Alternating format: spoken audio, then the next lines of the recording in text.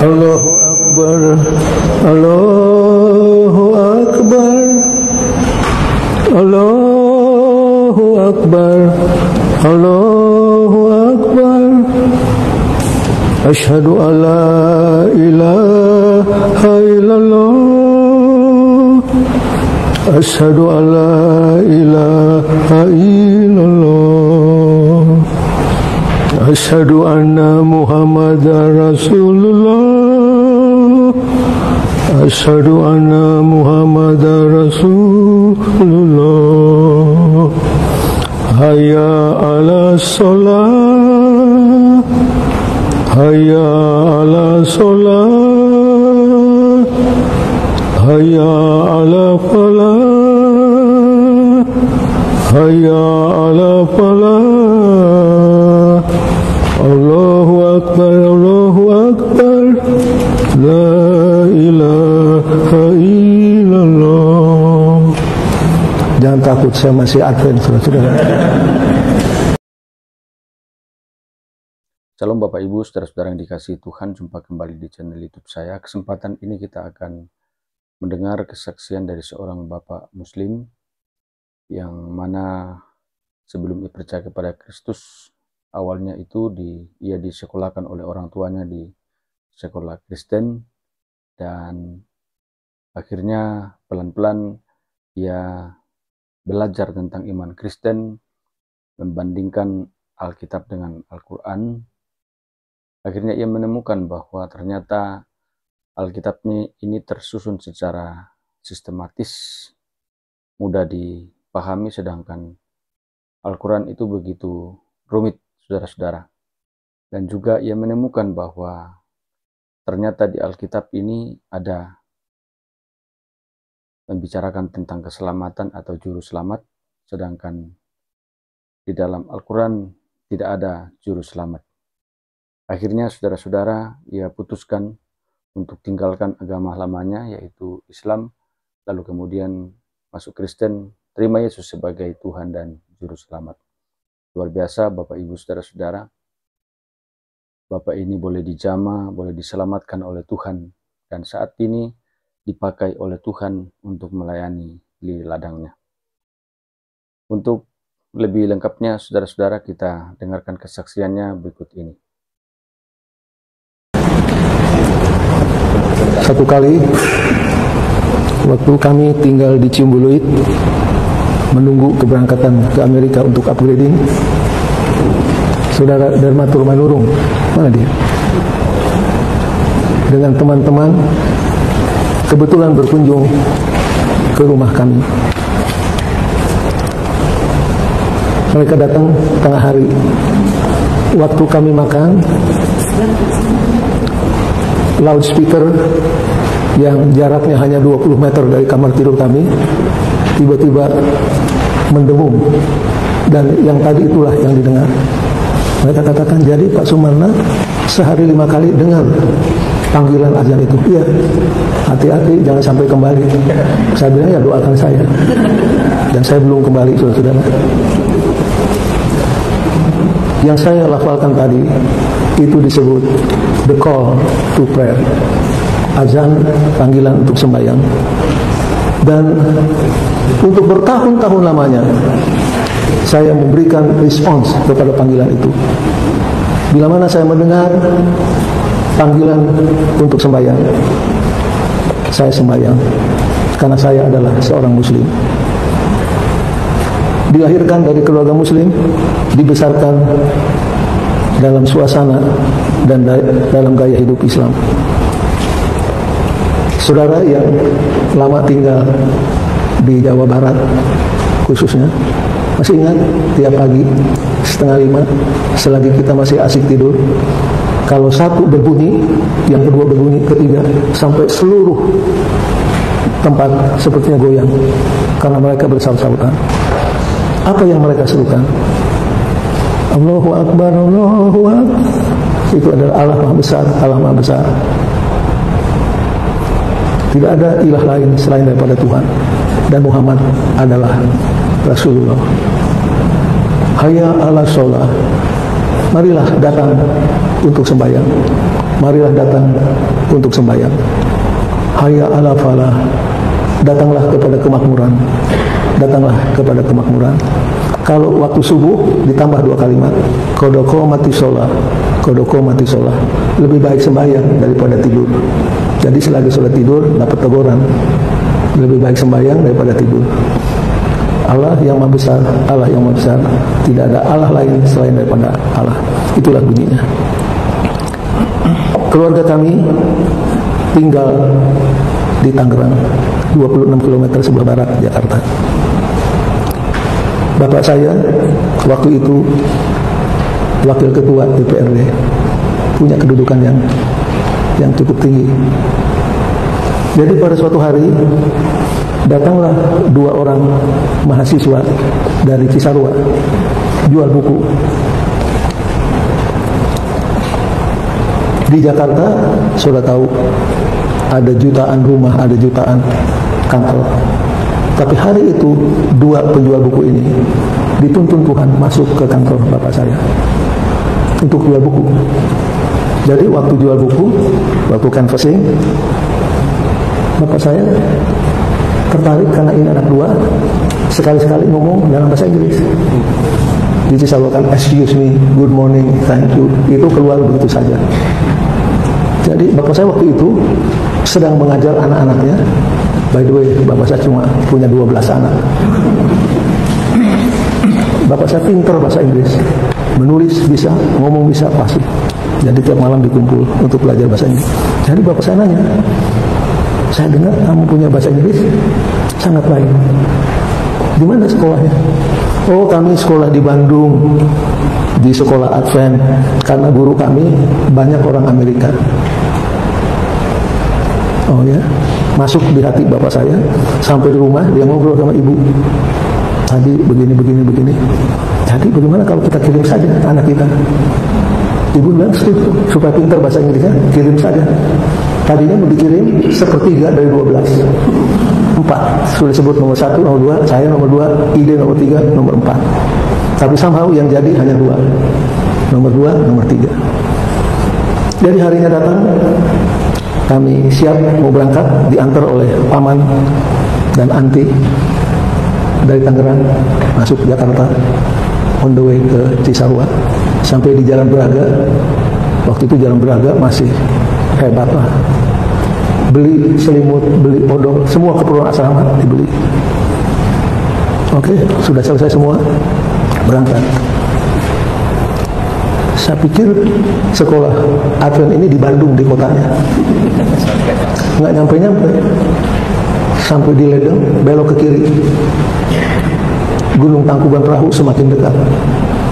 Burangrang juga. Waktu itu masih hutan. Jadi saya bisik ide, mau sekolah atau mau dibuang gitu. Akhirnya sampai. Sudah petang, kabut menutupi alam Cisarua. Kami diserahkan kepada bapak dan ibu asrama. Bahasa ide, kamu hidup di asrama mulai hari ini, pintar-pintar bawa diri, belajar sungguh-sungguh. Saya akan pulang. Nangis saya, nangis sendirian. Saya masih pakai celana pendek, umur 15 tahun. Masuk ke asrama, muni nyana. Ini bahasa apa ini? Di sebelah sedang berkelahi atau apa ini? Kok keras sekali bicaranya? Akhirnya saya dapati mereka dari Korea Utara. Teman saya bukan orang Sunda, orang Manado, orang Batak, orang Ambon. Dan lama-lama saya dapati saya orang Sunda, termasuk golongan minoritas di kampung sendiri. Teng, teng. Apa itu? Bel makan. Mari kita ke tempat makan. Berangkat. Saya lihat ngantri. Piringnya itu besar, kelek. Saya pikir seperti tawanan perang ini kita nih ngantri. Nasi, kangkung, tahu, sambal. Saya tunggu mana ikannya ini. Saya tunggu 8 tahun tidak pernah muncul. Duduk di meja, 6 orang satu meja. Saya lihat mereka tunduk kepala. Saya pikir kenapa ini pada tunduk kepala? Oh, berdoa. Saya hanya bilang Bismillahirrahmanirrahim, makan. Sudah makan, jalan-jalan di kampus. Tiba-tiba bunyi lagi, teng, teng. Saya bilang, ada apa ini? Kembali ke ruang makan. Untuk apa? Kamu lihat nanti. Duduk, ada 3 orang muncul di pentas. Saudara-saudara, selamat sore. Untuk membuka kebaktian kita akan nyanyi lagu Sion nomor sekian. Saya tuh sadar saya berada di tempat yang keliru. Bapak saya orang Islam, ibu saya Islam, adik saya Islam, saya juga Islam. Kok dikirimnya ke sekolah Kristen? Satu, marah sama bapak saya. Kok orang Islam ngirim anaknya Islam ke sekolah Kristen? Jadi mereka nyanyi, saya kan biasanya ngaji. Jadi saya diam aja. Mulailah khutbah. Pulang ke asrama 9:30, lampu mati, tidur. Besoknya bel lagi bunyi, bel yang sama itu bunyi, teng, teng. Itulah bel yang paling tidak enak didengar. Kamu mesti bangun. Saya bilang, ada apa ini? Ke gudang. Lalu kami ke gudang dibuka, ambil pacu. Jadi memaculah kami dekat curug selagi embun di atas rumput. Mandornya orang Filipina, Mr. Villegas. Macu. Saya bilang, bapak saya nggak salah ngirim saya ke sini. Saya bisik, berapa kita dibayar? Enggak, ini kerja bakti. Setengah jam. Selesai macu, taruh pacu, mandi, makan, masuk kelas. Kelas saya yang pertama di garasi. Karena Unai waktu itu belum sehebat sekarang. Masih darurat. Kamar-kamar dari bilik, classroom dari bilik. Waktu itu kelas di garasi. Guru saya yang pertama, Saudara Chris Manuel. Pelajarannya hebat. The New Testament History. Dulu kan bahasa Inggris semua. Yesus anak tunggal Allah sudah mati untuk kita. Tempat duduk ini panas. Saya tahu Isa Al-Masih salah satu Rasul Allah. Tapi ini Yesus anak Allah. Keluar dari kelas, saya panggil si Ide. Bapak kelihatannya salah yang ngirim kita ke sini. Iya, saya juga jadi nggak enak di kelas tadi dengan segala macam. Pulang aja kita. Kami mau pak bareng. Ada teman kami orang Palembang Islam, dengar kami mau pulang bahasa. Jangan pulang. Ini Islam sudah 3 tahun sekolah sini tetap Islam. Gali pengetahuannya, agama tetap Islam. Jangan pulang, bertahan. Untung ada dia. Oke, kalau itu kita bertahan. Hari Sabat yang belum Advent diajak untuk kelas baptisan. Gurunya Opung Mamora. Lu tahu kan Opung kalau ngomong? Siapa yang tidak punya Alkitab? Ya saya kan orang Islam. Polos-polos saya angkat tangan. Sabtu depan jangan hadir di kelas ini sebelum kau beli Alkitab. Saya galak benar ini Sabtu. Saya pergi ke store beli Alkitab. Itulah kali yang pertama saya pegang Alkitabnya orang Kristen. Dan against my will saya baca, hanya sekedar untuk memenuhi tuntutan kelas. Saya baca. Lama-lama,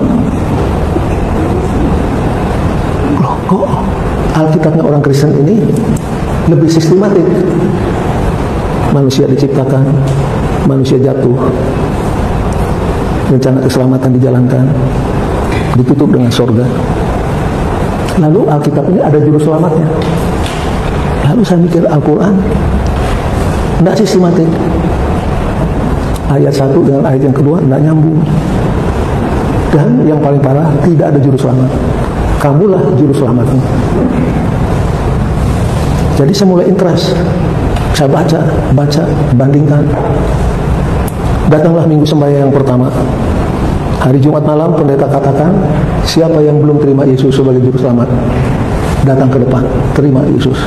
Saya katakan tidak, saya tidak akan pernah menjadi Kristen. Malamnya saya di tempat tidur, untuk memperkuat benteng iman saya hafal ayat-ayat Alkitab 100 kali. Yang saya hafal Al-Fatihah. A'udzubillahi minasyaitonirrajim. Bismillahirrahmanirrahim. Alhamdulillahirabbil alamin. Ar-Rahmanir-Rahim Maliki Yaumiddin Iyyaka na'budu wa iyyaka nasta'in Ihdinas siratal mustaqim Siratal ladzina an'amta 'alaihim waladdallin. Amin. Sudah punya respon pas. Tinggal ucapkan 2 kalimat syahadat sudah jadi Islam. Pas. Lalu ayat yang saya selalu baca yang menurut kaum muslim, surah pasal Al-Quran jumlahnya 114. Tapi ada satu pasal yang bobotnya sama dengan semua Al-Quran, Al-Ikhlas. Qul huwallahu ahad, Allahu somad, lam yalid walam yulad, walam yakul lahu kufuwan ahad. Itu saya hafal tiap malam. Bulan puasa tiba, saya datang sama kepala dapur, Bu, saya puasa sebulan, boleh nggak minta makan untuk sahur? Oh ya, baik sekali. Nanti waktu makan malam saya sediakan. Diambil mok yang besar, nasi, kangkung, tahu, sambal, tutup. Jam 4 pagi saya bangun, pasang lilin, karena teman saya kan tidur semua. Buka mok itu sudah keras, kan dingin, tapi ya makan. Si Ide juga puasa. Minggu sembahyang pertama, kedua, ketiga, keempat, kelima, keenam saya masih bertahan. Yang ketujuh, pendeta khotbah tentang Nuh dengan bahteranya. Saudara-saudara, air bah akan segera datang. Nuh akan tutup pintunya. Siapa yang berada di luar bahtera, dia akan binasa. Kalau Anda belum masuk ke bahtera, ke gereja Tuhan yang benar, Anda tahu apa akan terjadi. Nah, waktu itulah saya merasakan secara pribadi apa artinya roh Tuhan bergumul dengan manusia. Saya tahu suara roh itu begitu keras di hati saya, menyerah, dan saya tidak tahan lagi. Saya sudah belajar banyak di kelas, saya sudah baca, saya kumpulkan tenaga, berdiri, saya jalan, berdiri di samping pendeta. Saya katakan, saudara-saudara, teman-teman mahasiswa dan guru-guru, malam ini saya sudah ambil keputusan. Saya terima Yesus sebagai Tuhan dan Juru Selamat. Si Ide nangis. Dia nggak percaya saya akan ambil keputusan karena saya nggak berembuk sama dia. Akhirnya dia datang ke depan. Dia juga ambil keputusan malam itu. Selesai kebaktian, pendeta datang sama kami. Bahasa Ide sudah siap untuk dibaptis? Sudah. Mau minta izin dulu sama orang tua? Dia tahu saya anak Islam.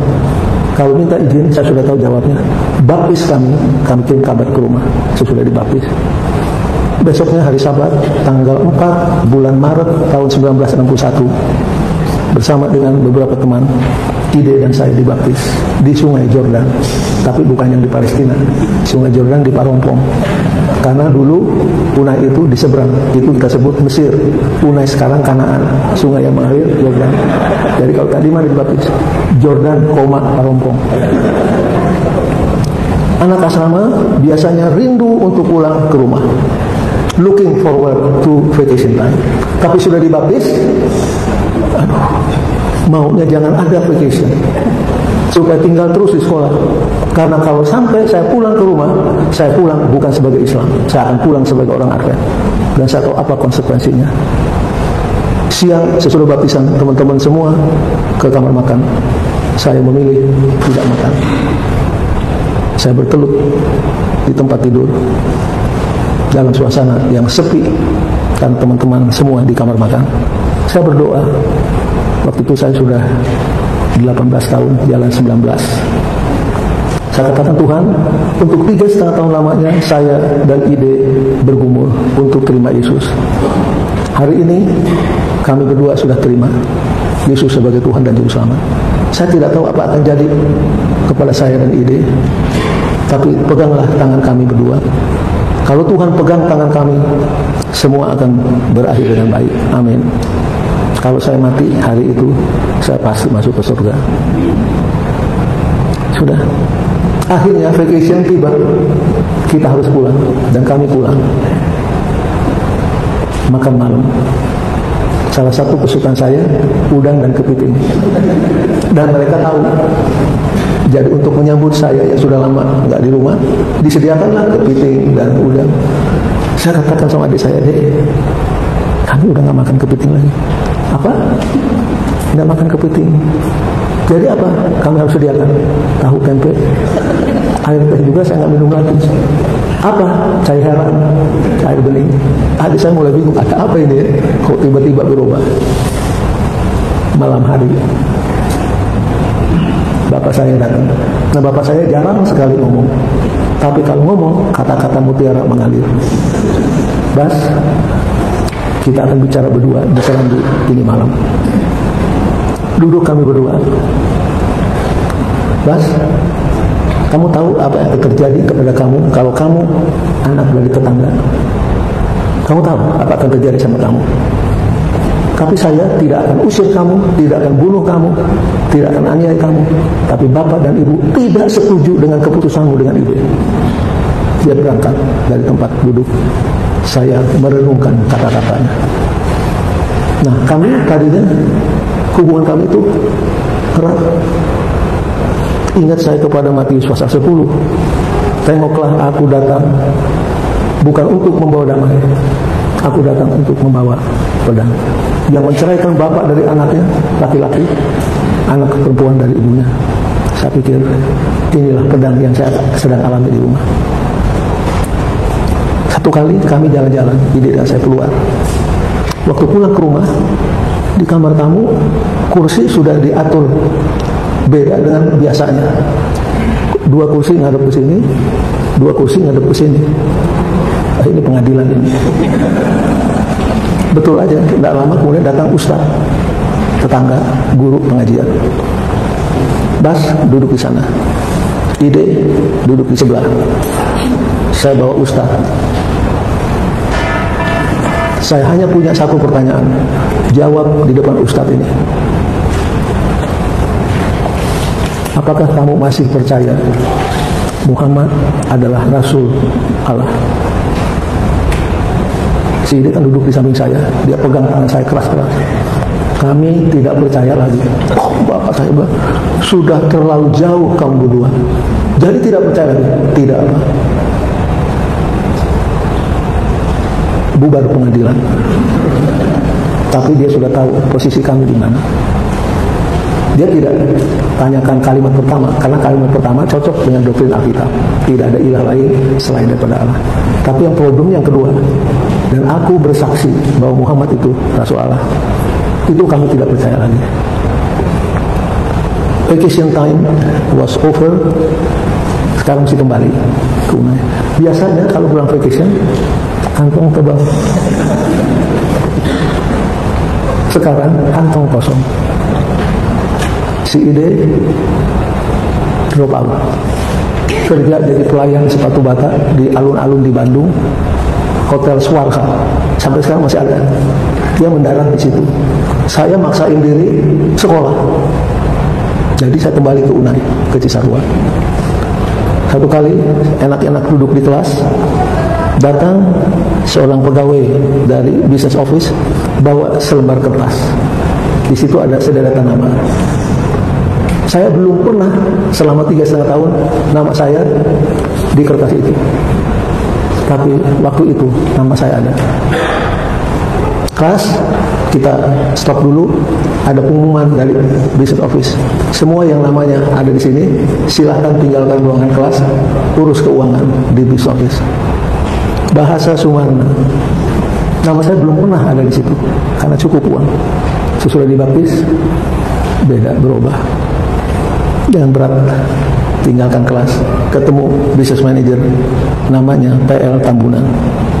Itu saya masuk, dia lihat. Saudara kan tahu PL Tambunan. Kalau orang baru lihat mukanya agak gimana. Tapi saya mau katakan hatinya hati malaikat. Bahasa Sumarna. Ya, silakan duduk. Hutangmu sudah menumpuk. Bagaimana kau mesti bayar? Saya katakan, sir, periksa. Saya punya catatan keuangan bulan-bulan sebelum saya dibaptis. Saya tidak pernah berhutang, saya selalu ada kredit. Tapi sejak saya dibaptis, saya tidak dapat bantuan lagi.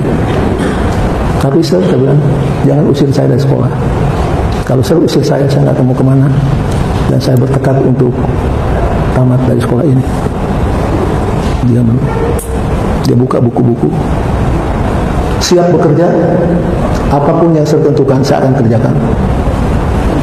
Kamu jaga malam mulai besok, jam 12 malam sampai jam 6 pagi. Boleh, apa saja yang diassign saya akan kerjakan. Satu yang saya minta, jangan usir saya dari sekolah ini. Kalau saya usir, saya nggak tahu mau kemana. Oke. Besoknya tengah malam jam 12, nah, sudah tahu kan di Cisarua dinginnya itu sampai di sungsung, apalagi tengah malam. Jadi saya pakai baju, pakai jaket, pakai shawl, dan teman saya bilang, Bas, di sini kadang-kadang rampok masuk, jadi bawa golok. Jadi ditaruhlah golok. Wah, keliling dalam kegelapan. Saya lihat ke timur, kapan ini fajar menyingsing. Ingat Mazmur 130, aku menantikan Tuhan lebih daripada jaga malam menunggu fajar. Jadi saya hafal betul itu ayat. Jadi kerja, siangnya kelas. Di kelas, yes sir, ngantuk terus karena 6 jam tidak tidur. Tapi saya kerja dan bekerja. Kalau saya lihat ke belakang, saya tuh tidak mengerti bagaimana saya bisa hidup. Tidak ada bantuan. Saya hanya kerja di sekolah.